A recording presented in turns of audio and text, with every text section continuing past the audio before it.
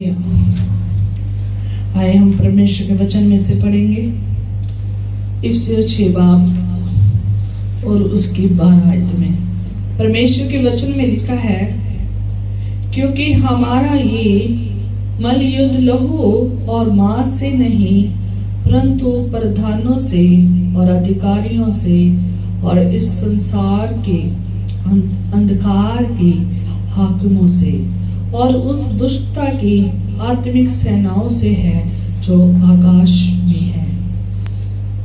यहाँ पर जब आप देखते हैं तो यहाँ पर पूरा स्ट्रक्चर है, वो आत्मिक सेनाओं का पूरा स्ट्रक्चर है शैतान का, जो खुदा के लोगों के विरोध में क्या करता है, लड़ता है, युद्ध करता है। यहाँ पर आप देख सकते हैं एक युद्ध है जो लहू और मांस से नहीं बल्कि किन से है, शैतान से, जो आत्मिक सेना है। आत्मिक सेना में आत्मा है, वो शारीरिक नहीं है। उनके पास शरीर जैसा हमारे पास शरीर है वैसा शरीर नहीं है, जिसमें लहू है, जिसमें क्या है, मांस है, बल्कि वो एक आत्मा है, आत्मिक है। ठीक है, उनको कोई देख नहीं सकता। हमारी आंखें जो शारीरिक है वो नहीं देख सकती, लेकिन जब हम खुदा में चलते हैं तो खुदा का आत्मा हमें उन्हें देखने में मदद करता है, उन्हें उनकी युक्तियों को, उनके कार्यों को, उनके बीचों को, उनकी सारी चीजों के बारे में हमें सिखाता है, दिखाता है। जैसे पौलुस ने ये बात लिखी है कि उनका स्ट्रक्चर लिखा है, उनका पूरा कैसा वो ऑर्गेनाइज किया हुआ है, वो सब बयान कर रहा है कि वो कौन है। 4 कैटेगरी लिखी हुई है, ठीक है, 4 कैटेगरी लिखी है, किस प्रकार से जो है शैतान और शैतान की सेना काम करती है। और जब आप देखते हैं तो पहले नंबर पर प्रधान है, ठीक है, शैतान कैसे काम करता है, तो पहले नंबर पर प्रधान है, प्रधानों के बारे में लिखा गया है, फिर अधिकारियों के बारे में लिखा गया है, और फिर संसार के अंधकार के हाकिमों उनके बारे में लिखा गया है, और फिर 4th नंबर पर दुष्टता की आत्मिक सेना, ठीक है, सेनाओं के बारे में लिखा गया है। उसने उसको बताया है क्योंकि खुदावन का पाक रूह और रसूल को ये सिखाया है। खुदा का पाक रूह ने पौलुस रसूल के ऊपर ये भेद खोला है। उसने ये 4 चीजें लिखी हैं कि शैतान कैसे काम करता है, कैसे उसके प्रधान हैं, कैसे उसके अधिकारी हैं, कैसे संसार के जो अंधकार के हाकिम हैं, कैसे दुष्ट आत्मिक सेनाएं हैं, सेना है जो क्या करती है, काम करती है। और ये जो आज का जो हमारा टॉपिक है वो ये है कि हमारा ये मल युद्ध लहू और मांस से नहीं है। हमारा मल युद्ध लहू और मांस से नहीं है। आज हम पुराने नियम में भी देखेंगे और नए नियम में भी देखेंगे, और देखेंगे कि युद्ध के बारे में, ठीक है। ये युद्ध वो युद्ध नहीं है जो संसार में लड़ा जाता है, जैसे राजे महाराजे लड़ते हैं देश के ऊपर, कौम के ऊपर। ये वो युद्ध नहीं है जैसे कि घरों में युद्ध हो जाता है ना, एक दूसरे के ऊपर, परिवार के एक दूसरे के मेंबर लड़ने लग जाते हैं। ये वो युद्ध नहीं है जो हम दुनिया में युद्ध देखते हैं। ये आत्मिक युद्ध है, ये आत्मा के अनुसार लड़ा जाता है। और ये जो मल युद्ध पौलुस बता रहा है खुदा के वचन के में हम देखते हैं कि कहता हमारा जो मल युद्ध है लहू और मांस से नहीं। लहू और मांस किन में होता है? इंसानों में होता है, जानवरों में होता है, और तो किसी में भी नहीं होता। ठीक है, जो यहाँ पर देह में है, चाहे वो कोई भी देह क्यों नहीं है, तो उनमें लहू और मांस होता है। हमारा युद्ध किसी के लहू और मांस से नहीं है। इंसान का इंसान के साथ कोई भी युद्ध नहीं है। हमारा इंसानों के साथ कोई भी युद्ध नहीं है। हमारा युद्ध बिहाइंड जो शक्तियां काम कर रही है, शैतान की जो सेनाएं काम कर रही हैं, उनके साथ हमारा क्या है? युद्ध है। हालेलुया। उनके साथ हमारा क्या है? युद्ध है। और याद रखिए, ये युद्ध जो है आत्मिक युद्ध है, इसलिए हमने इसे आत्मिक तौर पर क्या करना है? लड़ना है। और आज मैं आपको ये बताऊंगी कि ये जो दुष्ट आत्माएं हैं, डिमोनिक स्पिरिट्स हैं, इवल स्पिरिट्स हैं, ये वो है जो आसमान से गिरी हुई दुष्ट आत्माएं, आसमान से गिरे हुए एंजल्स हैं, जो एक टाइम पर खुदा की क्या करते थे? हम दो सना करते थे, स्तुति आराधना करते थे। आज वो इतनी ज्यादा अपने कामों को कर रही है, फास्ट काम कर रही है। आज उन्होंने बहुत सारे ऐसी चीजों को क्रिएट कर दिया है कि लोग उनके पीछे भाग रहे हैं। ठीक है, कई चीजें उन्होंने, अगर आप उसको अच्छे से देखोगे ना, तो शैतान ने बहुत सारे कार्य ऐसे तैयार किए हुए हैं कि लोग उसमें फंसते जा रहे हैं।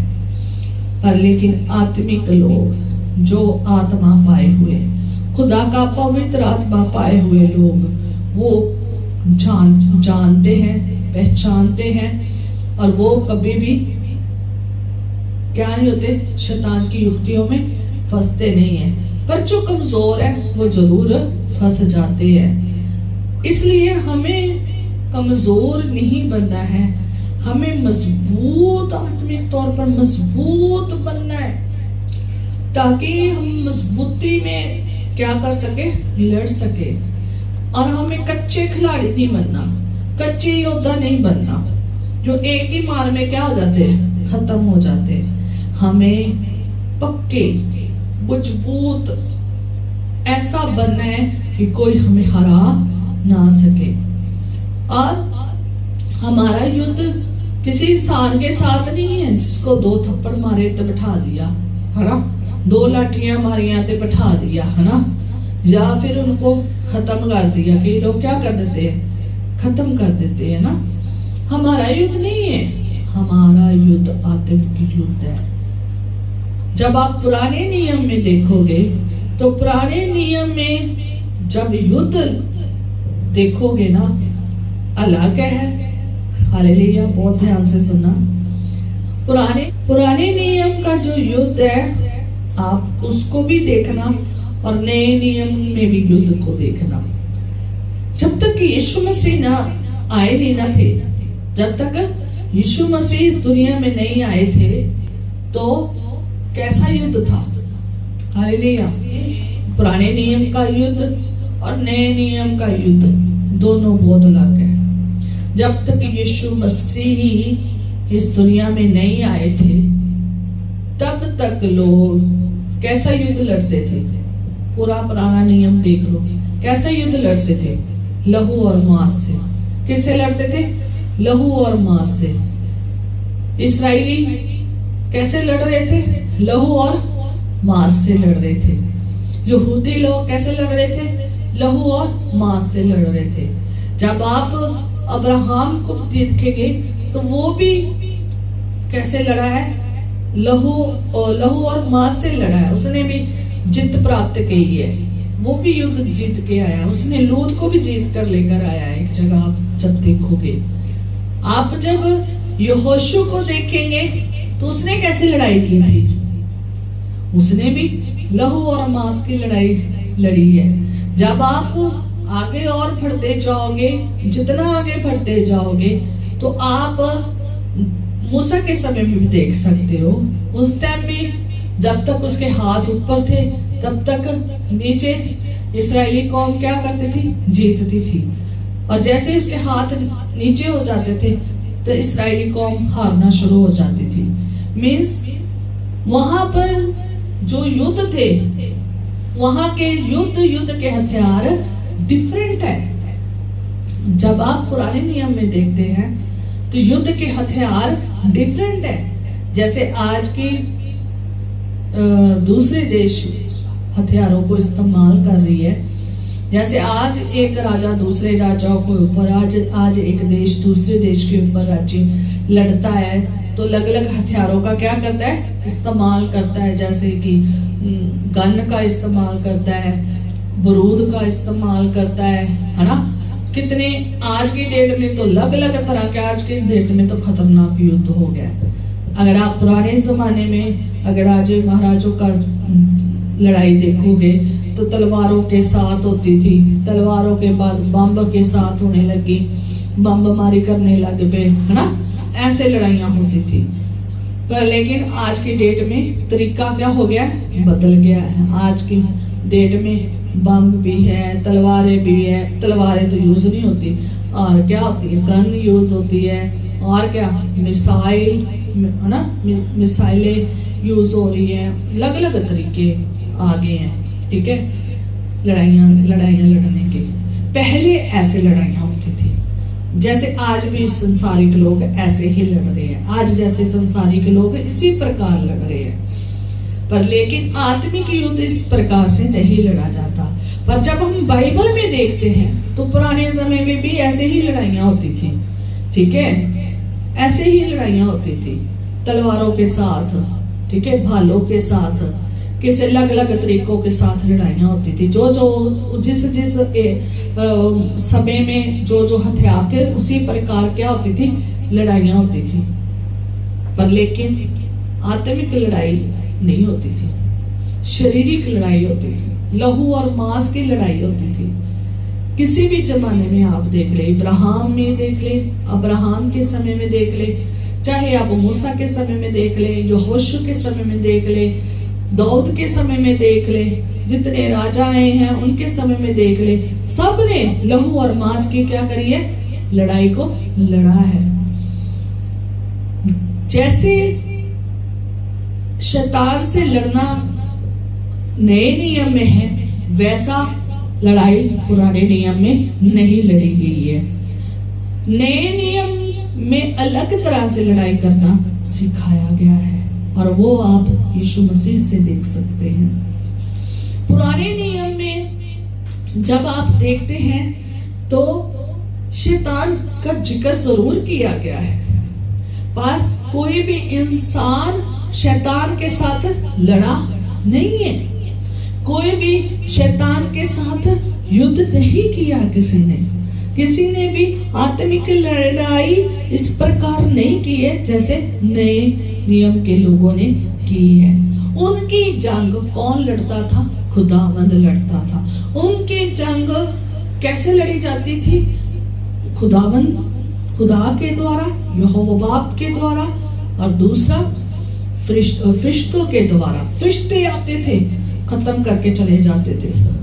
वो भी लहू और मांस की लड़ाई लड़के गए हैं, पर फरिश्ते आते थे, वो आत्मिक लड़ाई लड़ते थे। फरिश्त और खुदावन जो है ना, वो आत्मिक लड़ाई लड़ता है। अगर आप पुराने नियम में अगर शैतान के कामों को देखेंगे ना, तो वहां पर आप जब देखते हैं तो शैतान जरूर आया है, उसने जरूर अपना काम किया है। आदम और हवा के समय में काम किया है।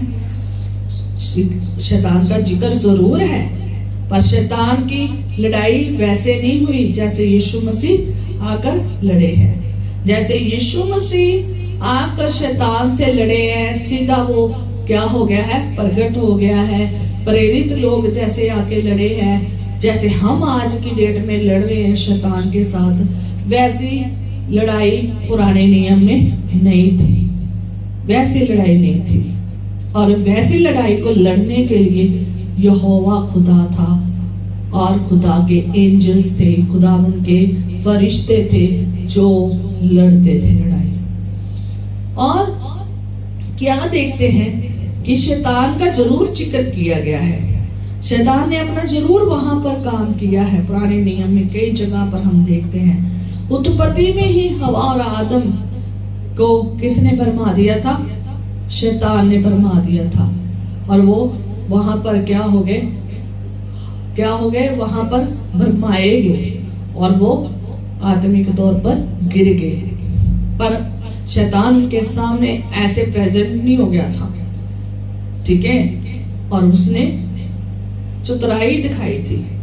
सांप के अंदर में होकर उसने क्या किया? अपना काम किया और उनको आत्मिक रीति से गिरा दिया। और दूसरा नंबर अपन डैनियल नबी के समय में देखते हैं। डैनियल का कोई विरोध शैतान के साथ नहीं हो रहा था, बल्कि डैनियल नबी ने युद्ध नहीं किया, दुआ की है। डैनियल नबी ने क्या की है? दुआ की है। और 21 दिन के बाद उसकी प्रार्थना का उत्तर आया है। उसका युद्ध कौन लड़ रहा था? स्वर्गदूत लड़ रहे थे। और जो डैनियल नबी था, उसकी दुआओं के द्वारा उसका उत्तर यहाँ आया है और शैतान के साथ युद्ध हुआ है। उसका डैनियल का आमने सामने युद्ध नहीं हुआ है, ठीक है, पर लेकिन युद्ध जरूर हुआ है, ठीक है। और तीसरा आप शैतान का जिक्र पहले इतिहास 21 उसकी 1 में भी देख सकते हैं। और अय्यूब की किताब में तो आप साफ साफ देख सकते हैं कि कैसे शैतान ने अपना कार्य अय्यूब के जीवन में किया है और खुदा की परमिशन के द्वारा, ठीक है, खुदा की परमिशन के द्वारा। हालेलुया। और जो अय्यूब है वो भी सामने नहीं लड़ा है शैतान के हमने सामने नहीं लड़ा है। उसने सिर्फ अपने परमेश्वर के सामने प्रार्थनाएं रखी है, विनतियां रखी है, दुआ प्रार्थना उसके साथ ही की है। उसका कोई ऐसा युद्ध नहीं हुआ, ठीक है, पर लेकिन वो अपना युद्ध जरूर जीत गया है, ठीक है। चाहे उसे शैतान की तरफ से नॉलेज, शैतान के प्रति उसकी कोई भी नॉलेज थी या नहीं, पर लेकिन उसने अपना युद्ध जरूर जीता है, क्योंकि उनके साथ कौन था? खुदावंद था। ये वहां पर आप खुदावंद और शैतान का क्या देख सकते हैं? युद्ध देख सकते हैं। और खुदावंद ने उसे जीत दी है। अय्यूब को क्या दी है? जीत दी है। अय्यूब नबी के समय में आप पूरा देख सकते हैं कि शैतान वहां पर क्या आया है? वहां पर आया है, हाजिर हुआ है खुदा के सामने। पर लेकिन युद्ध की बातें किसके सामने हो रही है? खुदा और शैतान के साथ। और आगे आप जब देखते हैं तो जकरिया में आप देख सकते हैं वहां पर शैतान का जिक्र हुआ है। पर लेकिन जैसा लड़ाई, आत्मिक लड़ाई आज की डेट में हो रही है, यीशु मसीह के समय में हो रही है, जैसे संसारिक जैसे प्रेरितों के समय में हो रही थी, वैसी आज की डेट में वैसी पुराने नियम में नहीं हुई है। हालेलुया। जितना वो उन्होंने तो कभी नहीं कहा शैतान जल जाए यीशु के नाम से, है ना। पुराने नियम में कभी भी लोगों ने नहीं कहा कि शैतान जल जा, ये शैतान की युक्तियां, ये शैतान के प्लान, ये किसके, ये कहां पर जाहिर हुआ है? नए नियम में जाहिर हुआ है। नहीं, दुष्ट जरूर आया होगा नाम, बुराई जरूर नाम आई होगी, सब कुछ ये चीजें जरूर आए होंगे, पर लेकिन पुराने नियम में ऐसे युद्ध के बारे में जो इफिसियों की किताब में लिखा गया है वैसा वहां पर जिक्र नहीं है। वैसा वहां पर पुराने नियम में युद्ध नहीं हुए हैं। उन लोगों ने, जो पुराने नियम के लोग थे, उन्होंने ऐसे युद्ध नहीं किया जैसा आत्मिक युद्ध यहाँ पर इफिसियों में पौल रसूल बता रहा है और लड़ भी रहा है। हालेलुया। जैसा पतरस ने शैतान के बारे में बताया, जैसे यीशु मसीह ने शैतान को के बारे में बताया, जैसा अन्य लोगों ने शैतान के बारे में बताया, वो वहां पर नहीं जिक्र किया गया है। पुराने नियम में हम युद्ध देखते हैं, पुराने नियम में हम लड़ाइयां देखते हैं, पुराने नियम में हम राज्य के ऊपर राज्य चढ़ाई करते देखते हैं, पुराने नियम में इस्राएलियों को दूसरी जातियों के साथ, दूसरे देशों के साथ, नगरों के साथ लड़ते देखते हैं, यहूदियों को दूसरों के साथ लड़ते देखते हैं। और पर लेकिन कैसे देखते हैं? मांस और लहू से लड़ते देखते हैं, पर लेकिन आत्मिक तौर पर लड़ते युद्ध नहीं देखते। आत्मिक युद्ध अगर आपने देखना है ना, तो वो ज्यादा तौर पर आपको नए नियम में मिलेगा। नया नियम भरा पड़ा है। नए नियम में तो शैतान के सारे नाम उजागर कर दिए गए कि उसके नाम क्या है, उसके काम क्या है, उसकी युक्तियां क्या है, उसका बीज कैसा है, उसके कार्य कैसे है। थोड़ा थोड़ा इंटरेक्ट वे से आप पुराने नियम में भी देख सकते हैं, पर लेकिन शैतान को बिल्कुल जो खुले तौर पर दिखा दिया गया है ना, वो कहाँ दिखाया गया है? नए नियम में दिखाया गया है। और सबसे पहला अगर आप देखेंगे ना, तो वो यीशु के सामने क्या है? आमने सामने है शैतान। जब हम पहला आत्मिक युद्ध देखते हैं ना, तो वो यीशु मसीह के सामने है। यीशु मसीह के साथ वो लड़ रहा है। कौन? शैतान। हालेलुया।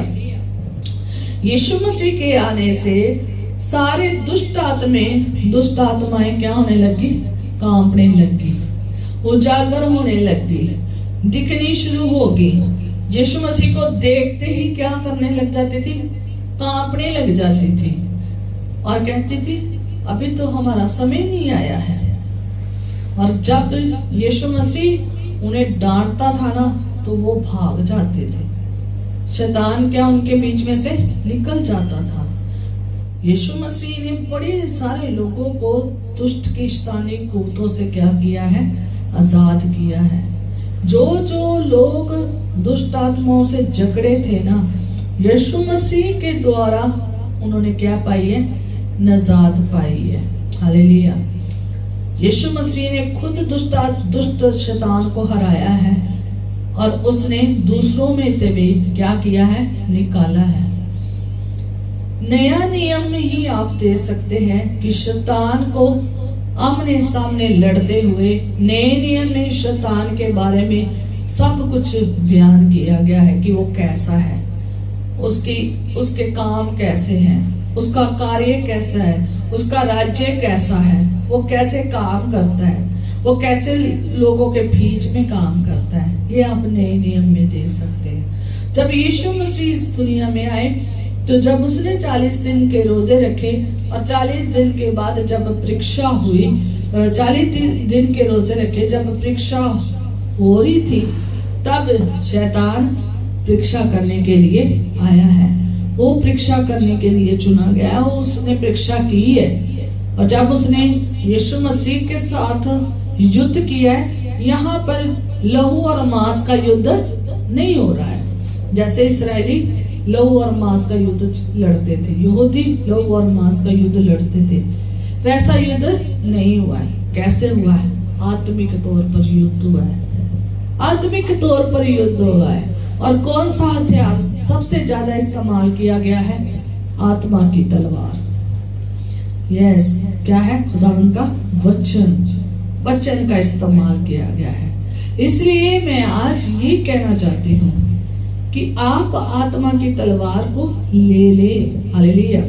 यीशु मसीह के समय में ही शैतान जो है ना, सामने यीशु मसीह के साथ लड़ने के लिए आया है, परीक्षा करने के लिए आया है, हराने के लिए आया है। पर लेकिन यीशु मसीह क्या है? वो जरूर शरीर में है, पर वो आत्मा से भरपूर है।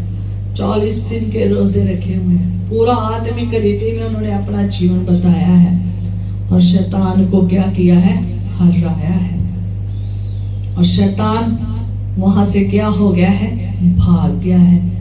आत्मिक युद्ध यीशु मसीह जीते हैं। और उसके बाद उसने लोगों में से भी जो दुष्ट आत्माओं से भरे हुए थे, शैतान की जंजीरों से जकड़े हुए थे, शैतान के बंधनों में बंधे हुए थे, बीमारियों जो शैतान ने बीमारियां भेजी थी उनमें लदे हुए थे, जो जकड़े हुए थे, यीशु मसीह ने उन्हें छुटकारा दिया है। काम यीशु मसीह ने ऐसे काम किए हैं, वैसा काम किसी ने नहीं पहले किया था। पुराने नियम में किसी में नहीं किया गया था, ये नए नियम में हुए हैं। दुष्ट आत्माओं को निकालना ये नए नियम में हुए हैं। बड़े बड़े काम, बड़े बड़े चिन्ह चमत्कार, अद्भुत काम इंस्टेंटली हो जाना। हालेलुया। इसलिए जब आप ये युद्ध देखते हैं यीशु मसीह के साथ, शैतान के साथ, तो उसने आत्मिक हथियारों का इस्तेमाल किया है यीशु मसीह ने, और आत्मिक तौर पर अपनी लड़ाई जीती है, और सबसे ज्यादा वचन की तलवार का इस्तेमाल किया है। ठीक है, और इस हथियार का सबसे ज्यादा इस्तेमाल किया है और युद्ध को जीता है। ये हम सब मसीहों के लिए ये है कि अगर आप ये मल युद्ध जो जीतना चाहते हैं तो आपको रोजा जीवन, दुआ जीवन होना बहुत जरूरी है, तभी आप जीत सकते हैं। मैं सच में कहती हूँ कि वो मनुष्य सबसे ज्यादा खतरे में है, वो मसीह सबसे ज्यादा खतरे में है जिसका दुआ जीवन नहीं है। याद रखना, मैं पिछले दिनों में यही सोच रही थी कि खुदावन सचमुच उस पर्सन का सबसे ज्यादा जीवन खतरे में है जो दुआ जीवन में नहीं है, जिसके पास वचन की तलवार नहीं है। वचन की तलवार जरूर आपने अपने घरों में रखी होगी, पर अगर उसको पढ़ा नहीं, उसको इस्तेमाल नहीं किया, वो सबसे ज्यादा खतरे में है। हमारा मल युद्ध किसी मांस के साथ नहीं है, किसी लहू के साथ नहीं है, किसी इंसान के साथ, मीन्स किसी इंसान के साथ नहीं है, किसी के साथ नहीं। हमारा आत्मिक मल युद्ध है, इसको हमने वैसे ही जीतना है जैसा किसने जीता है? यीशु मसीह ने। यीशु मसीह ने कैसे जीता है? वो 40 दिन वो आत्मा से भरपूर था, शरीर में जरूर था पर आत्मा से भरपूर था। और दूसरा, उसने अपना रोजा जीवन था, 40 दिन रोजा जिंदगी में। जैसे ही शैतान ने आकर भरमाना, बहकाना, दिल लड़ना शुरू किया है ना आत्मिक तौर पर, यीशु मसीह ने आत्मिक तौर पर किसका हथियार का इस्तेमाल किया? आत्मा की तलवार का, और शैतान को हरा दिया।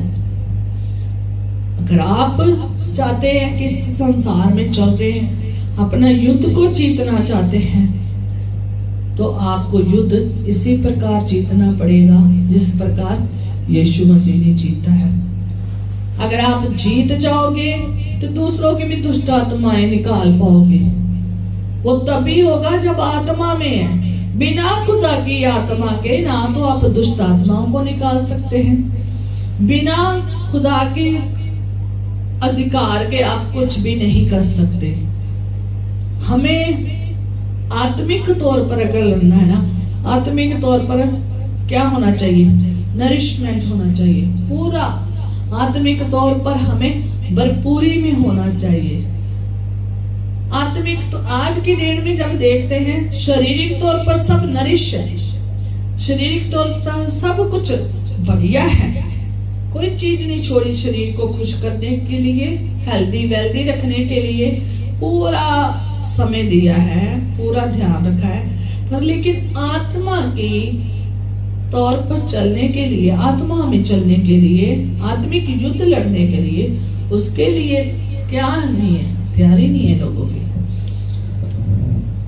और याद रखें, पौलुस ने भी, अगर आप पूरी बाइबल में देखोगे तो पतरस ने भी, पौलुस ने भी, याकूब जो है वहां पर सब शैतान के बारे में क्या कर रहे हैं? बता रहे हैं। पूरी बाइबल नए नियम में भरी हुई है। सबसे ज्यादा नाम शैतान का नए नियम में है। उसके साथ कैसे लड़ना है, कैसे उसकी युक्तियों का सामना करना है, कैसे तुम लड़ सकते हो, सब कुछ बाइबल में बताया गया है। कैसे तुम उन्हें हरा सकते हो, उसके जलते तीरों को खत्म कर सकते हो, कैसे उसके प्लानों को फेल कर सकते हो, ये नया नियम पूरा बता रहा है।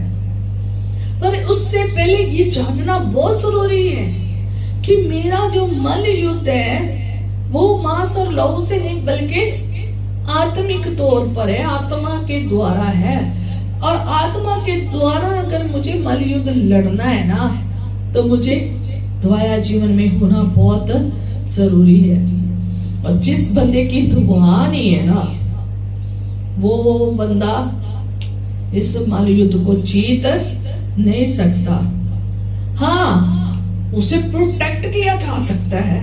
और मेरे आंखों के आगे हमेशा एक पिक्चर रहती है कि जिस बंदे की दुआ नहीं है उसको दुआ वाले बंदे कैसे प्रोटेक्ट करते हैं। और मैंने उसकी पिक्चर में आपको जरा बता ही देती हूँ कैसी है, बताती हूँ कैसी है।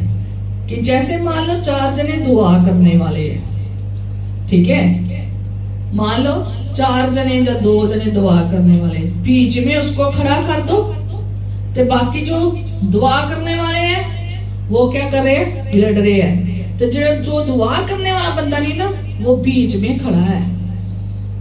जैसे कि मान लो 2 इधर खड़े हैं, 1 इधर खड़ा है, तो वो 3 लड़ रहे हैं, तो बीच में उसको क्या किया हुआ है, रखा हुआ है कि कहीं तू मर ना जाए, क्योंकि तेरे पास हथियार भी नहीं है, तेरे पास ढाल भी नहीं है, तेरे पास टॉप भी नहीं है, सर से लेकर पैर की तली तक क्या नहीं है, कोई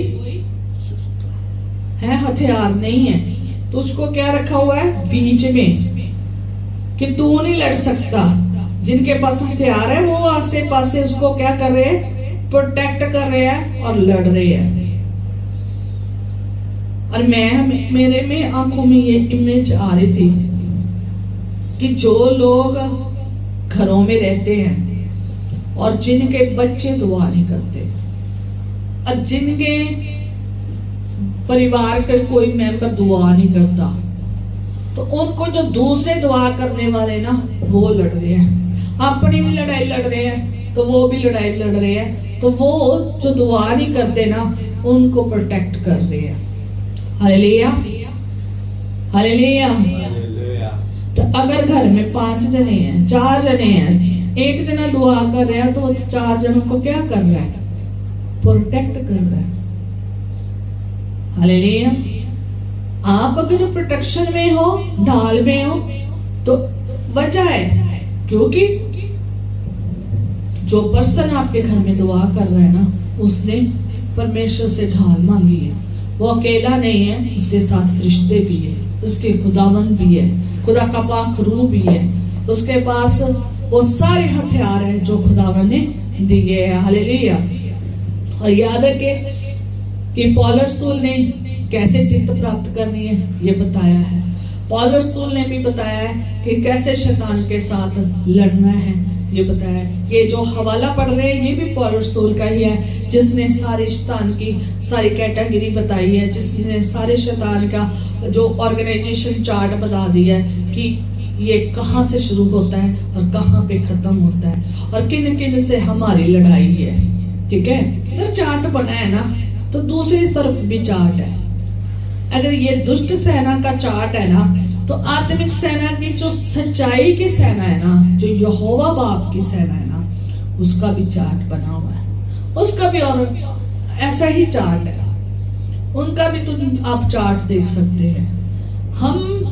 हमारा युद्ध जो है ना, वो हमने इसी प्रकार ही लड़ते हैं। हमारे साथ भी खुदा की सेना है, खुदा है, खुदा की सेना है, खुदा की आत्मा है, खुदा के सामर्थ है हमारे साथ। हमने भी पूरे हथियार पहन लिए हैं, हम भी माइकल स्वर्गदूत की तरह क्या करते हैं, लड़ते हैं। जैसे माइकल स्वर्गदूत मीन्स लड़ रहा है ना, उसकी सेना लड़ रही है ना, वैसे ही हमें भी हथियार दिए गए हैं, हम भी योद्धा हैं, हम भी लड़ रहे हैं। और वो हमारी मदद के लिए भी आते हैं और खुदावंद भी हमारी मदद के लिए हमेशा खड़ा रहता है।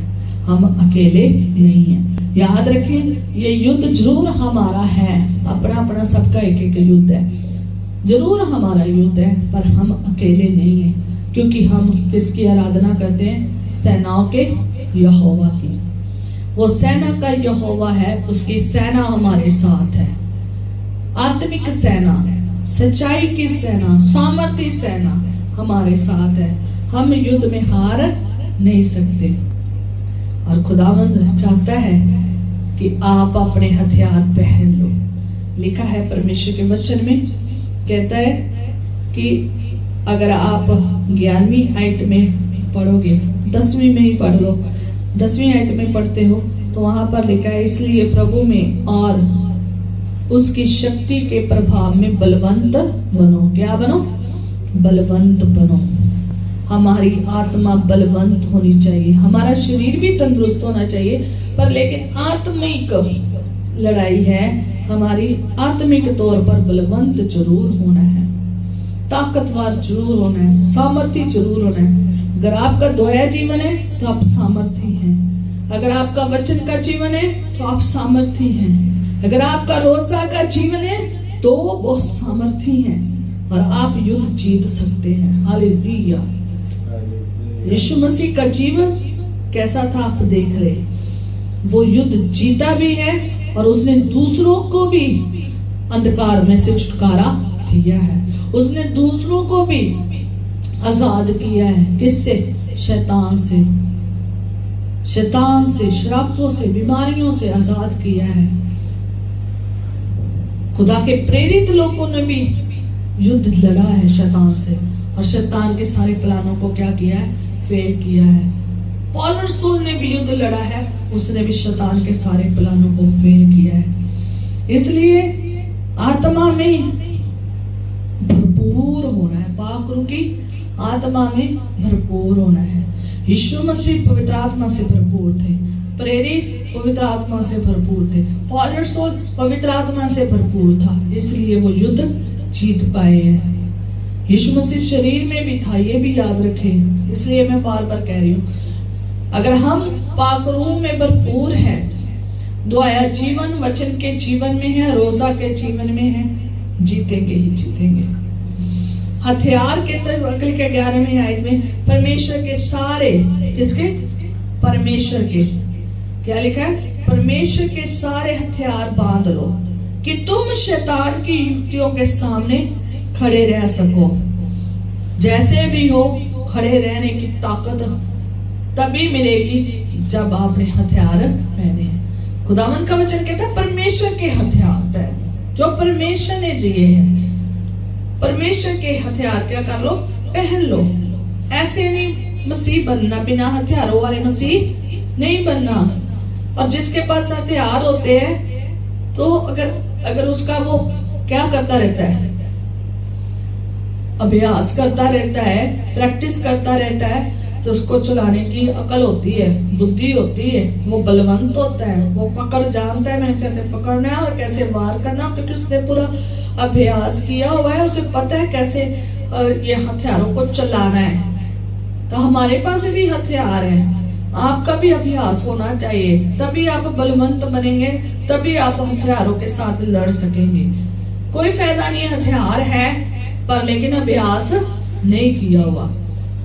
आपके पास आत्मा की तलवार का हथियार है पर लेकिन आपने उसे पढ़ा नहीं है, उसे इस्तेमाल ही नहीं कभी किया, उसका पता ही नहीं, आपको नॉलेज ही नहीं है, तो आप युद्ध नहीं जीत सकेंगे। आज के डेट में तो 3 बाइबलें एक बंदे को है नॉलेज हासिल करने के लिए। आज की डेट में लोग 3 बाइबलें रख के बैठे हैं कि हमें नॉलेज मिल जाए, अभ्यास करें ताकि शैतान के साथ लड़ सके। तभी लड़ पाएंगे जब आपने हथियार पहने होंगे। ठीक है, हथियार पहनने और हथियार खरीदने और हथियार को लेकर एक साइड पे रख देना अलग बात है। एक साइड पे हथियारों को नहीं रखना, हथियारों को पहनना है, पूरे का पूरा पहनना है, सर से लेकर पैर तक पूरे का पूरा पहनना है। हथियार एक भी छोड़ना नहीं है जहां से शैतान वार कर सके, जहां पर शैतान क्या कर सके, वार कर सके। सारे हथियार पहनने हैं ताकि शैतान कहीं पे भी वार ना कर सके। जब आप सारे हथियार पहने होंगे तब आप युद्ध लड़ सकोगे। पर लेकिन अगर आपके पास हथियार है, आपने उसे पहना नहीं है, आपको उसने साइड पे रख रखा है, तो वो क्या है, व्यर्थ है। अगर आपने एक तलवार खरीद ली है तो लाकर क्या रख दी है, मान लो एक योद्धा है, उसने तलवार खरीद लाई, उसने ले आके रख दी है साइड पे, कभी चलाई नहीं, तो युद्ध का समय आ गया तो चलानी पड़ी तो उसको तो पकड़नी नहीं आएगी। कभी इधर को मारेगा, 10 वरित लगता अपने मुंह पे मार लेगा, अपने आप को ही फट्टड़ कर लेगा क्योंकि चलानी नहीं आती। जब दूसरों को बिना बात पे मार देगा, जब पकड़नी नहीं आई, होल्ड नहीं करनी आई, चलानी नहीं आई, तो कोई फायदा नहीं ऐसे योद्धे का। आज भी बथेरे मसीह है, बाइबल ले आके, बाइबल तो है उनके पास, वचन की तलवार तो है, पर लेकिन पढ़ा नहीं, कभी पढ़ा नहीं। तो जब आ गया युद्ध, जब आ गई शैतान ने वार करना शुरू किया, फिर सोचते हैं, फिर खुद शैतान के साथ नहीं लड़ते, फिर खुदा के साथ लड़ते। ये क्या हो गया, फलाना क्या हो गया, टमकाना क्या हो गया, पता नहीं क्या क्या बोलते। फिर खुदावन की विरोधता, फिर किसके सपोर्टर बन जाते हैं, शैतान के। शैतान तो चाहता है कि तुम ऐसा करो, पर लेकिन जिसने वचन की तलवार को पढ़ा है, रोज मनन किया है, रोज बलवंत हुआ है, रोज शिक्षा पाई है, रोज सीखा है, रोज ही पता है कि मुझे कैसे जीना है वचन के अनुसार, और वो ही वचन का सही इस्तेमाल करेगा। नहीं तो कोई जिसने पढ़ा नहीं है उसे वचन का इस्तेमाल करना भी नहीं आएगा। यीशु मसीह खुद वचन था और उसने वचन शरीर में होकर अच्छे से जानता था, और उसने वचन की तलवार का इस्तेमाल किया है और शैतान को क्या किया है, हरा दिया है। अगर हम भी इसी प्रकार वचन की तलवार का इस्तेमाल करें तो हम क्या होंगे, जीतेंगे ही जीतेंगे, हम हारेंगे नहीं। हमारा मलयुद्ध किसके साथ नहीं है, लहू और मांस से नहीं है। आज इंसान लहू से लड़ी जा रहा है, मांस से लड़ी जा रहा है, इंसान से लड़ी जा रहे। बिहाइंड कौन काम कर रहा है, शैतान। वो शैतान से हमने लड़ना है, उसकी युक्तियों को फेल करना है, जो बिहाइंड पे किसी मनुष्य के बीच में होके क्या कर रहा है, काम कर रहा है, उकसा रहा है, लड़ाई कर रहा है। इसलिए हमने अपने सारे हथियारों को पहन लेना है। कहता है इसलिए परमेश्वर के सारे हथियार बांध लो कि तुम बुरे दिनों में सामना कर सको और सब कुछ पूरा करो करके स्थिर रह सको। स्थिर रहने के लिए ये हथियार है कि जब बुरे वक्त आए, जब बुरा समय आए, तब आप बुरे वक्त में शैतान का क्या कर सको, सामना कर सको, और तुम क्या रह सको, पूरा स्थिर रह सको, पूरा करके सब कुछ पूरा करके स्थिर रह सको। याद रखो हमारे जीवन में बड़े बुरे वक्त आते हैं, बड़े बुरे समय आते हैं, बड़े प्रलोभन आ जाते हैं, बड़ी परीक्षाएं आ जाती, बड़े शैतानी कुफ्ते काम करती हैं, अलग अलग तरह से बुरी परिस्थितियां आ जाती है, बुरे समय आ जाते हैं। उस समय आप अपने क्या करें, दुआ में आ जाएं, और ज्यादा दुआ में आए, और ज्यादा प्रार्थना में आए, और ज्यादा रोजों में आए, और ज्यादा खुदा में पढ़े, और वचन का इस्तेमाल करें, और इतने हथियार लिखे हैं वो उनका इस्तेमाल करें, ताकि आप उस बुरे वक्त में स्थिर खड़े रह सके। और इसलिए हमने अपने सारे हथियारों को पहन के रखना है, ताकि हम हर वक्त जीते ही जीते। अगर कोई किसी में बीमारी आ गई है, अगर वो बीमारी में स्थिर खड़ा है ना परमेश्वर में, और उसने कोई भी बुरी बात नहीं बोली है, कोई भी अविश्वासी नहीं हुआ है, उसने परमेश्वर को छोड़कर कहीं और नहीं गया है, स्थिर परमेश्वर में खड़ा है, बुरा बीमारी में भी वो परमेश्वर की तरफ देख रहा है, दुआ में, प्रार्थना में, वचन में जीवन व्यतीत कर रहा है, तो वो स्थिर खड़ा है। हालेलुया। पर लेकिन यही अगर यही कोई मसीह में होकर बुरे वक्त में कोई बीमारी आ गई है, परमेश्वर को ताने देने शुरू कर दिए हैं, परमेश्वर के साथ लड़ाई करनी शुरू कर दी है, कुड़कुड़ाना शुरू कर दिया है, बुरा भला बोलना शुरू कर दिया है, तो वो सही बात नहीं है। भला बोल सकते हैं, बुरा नहीं बोल सकते। उस बीमारी में भी आपने चुप रहना है और आपने इस तलवार का इस्तेमाल करना है। परमेश्वर की तलवार जो दी गई है, हथियार दिया गया है वचन का, उसे इस्तेमाल करना है। जो उधार दिया गया है उसको संभाल के रखना है। उधार का टोप पहने रखना, उसे उतारना नहीं है। उधार के से बाहर नहीं जाना, उधार से बाहर नहीं जाना। उस अनुग्रह में, उस उधार में बने रहना है, मेल मिलाप में रहना है। ठीक है, अपने जूतों को उतारना नहीं है। वो पाँव के जो मेल मिलाप के जो सुसमाचार की तैयारी के लिए दिए गए हैं उसको पहने रखना है, उतारना नहीं है। काम छोड़कर खुदा का चले नहीं जाना, मैं नहीं सुसमाचार सुना सकता। ठीक है, मेरा युद्ध तो शैतान के साथ है, ये नहीं हो सकता। आपने उस समय में भी खुदावंद का सुसमाचार फैलाना है, जिस समय में चाहे बुरे वक्त क्यों ना हो, बुरी परिस्थितियां क्यों ना हो। ठीक है, विश्वास को खोना नहीं है। विश्वास की जो ढाल है उसे अपने ऊपर बनाए रखना है। कहता है, लिखा है कि विश्वास की ढाल लेकर स्थिर रहो, जिससे तुम उस दुष्ट के सब जलते हुए तीरों को बचा सको। विश्वास की ढाल लेकर, हम विश्वास की अगर ढाल हाथ में पकड़ी हुई ना, विश्वास की ढाल अगर पकड़ी हुई है तो उस बुरे वक्त में आप विश्वास योद्धा में चले हो ना। चाहे वो बीमारी है, चाहे भूख है, नंगी है, तंगी है, गरीबी है, कैसी भी कोई परिस्थिति क्यों ना हो, अगर आप उसमें खड़े हो ना, विश्वास की ढाल लेकर स्थिर खड़े रहे हो, तो आपने दुष्ट के सब जलते हुए तीरों को क्या कर दिया है? बुझा दिया है। हालेलुया। हमने भी क्या कर दिया है? बुझा दिया है। आपके जीवन में जब जब बुरे वक्त आएंगे, आप अगर मसीह में ऐसे ही विश्वास में बने रहोगे, ये सारे हथियार पहन के रहोगे, अगर ये सब कुछ आप पहनकर युद्ध लड़ोगे ना, तो आप कभी भी हार नहीं सकोगे। ये युद्ध आपसे पहले किसका है? खुदा का है। खुदावन, आप जब नए नियम में देखते हैं तो खुदावन खुद युद्ध लड़ता था, उसके दूत युद्ध लड़ते थे, उस सेना का यहोवा युद्ध लड़ता था। पर लेकिन नए नियम ने, खुदा ने युद्ध हम मसीहों को दे दिया है, जब से पाक रूह हमें मिला है।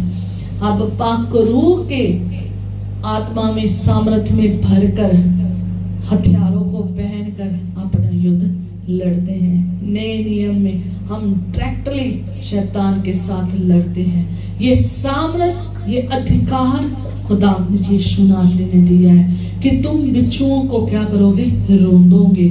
तुम सांपों को, उनको अपने पैरों के नीचे क्या करोगे? रोंदोगे। ये अधिकार बिच्छुओं को और सांपों को रोंदने का खुदावन ने नए नियम में हमें दे दिया है। हालेलुया। यीशु मसीह ने दिया है, हमारे खुदावन यीशु नासरी ने दिया है, फतेह पाकर हमें दिया है। हालेलुया। उसने भी वही अधिकार दिया है कि तुम दुष्ट आत्माओं को क्या करो? निकालो, बीमारों को चंगा करो, सुसमाचार सुनाओ। उसने ये अधिकार हमें दे दिया है। नए नियम में ये अधिकार मिला है शैतान के साथ लड़ने का, शैतान को बाहर निकालने का, लोगों में से दुष्ट आत्माओं को निकालने का, बीमारों को चंगा करने का। ये हमें मिला है, ये हमारा युद्ध है। अब शैतान के साथ हमारा डायरेक्ट लड़ाइयां होती है, और हम सामर्थ कहां से पाते हैं? खुदा से। और खुदावंत की सेना भी हमारे साथ होती है, और खुदावंत का दूत भी हमारे साथ होते हैं। खुदा के दूत हमारे साथ होते हैं। खुदा की सामर्थ, पाकुर की सामर्थ हमारे साथ होती है। इसलिए हमें डरने की जरूरत नहीं है। और यही याद रखना है कि हालात जैसे मर्जी हो, हमारे हथियार पूरे वर्किंग कंडीशन में होने चाहिए। हमें पूरा बलवंत बनना है, तभी हम अपना मन युद्ध जीत सकते हैं आत्मिक शैतानी कुवतों से। ठीक है, शैतान के प्रधान होवे, तो चाहे अधिकारी होवे, चाहे दुष्टता की सेना होवे, चाहे अंधकार की सेना होवे, हम सब से जीत सकते हैं, क्योंकि हमें किसने अधिकार दिया है? खुदावंद यीशु नासरी ने, उसने हमें अधिकार दिया है। अब उस अधिकार का इस्तेमाल करें और ये सारे हथियार पहन के रखें। ये इसलिए दिए गए हैं ताकि बुरे वक्त में हम शैतान के साथ लड़ सके, शैतान के साथ लड़ सके और उसके चलते तीरों को क्या कर सके? खत्म कर सके। आए हम प्रार्थना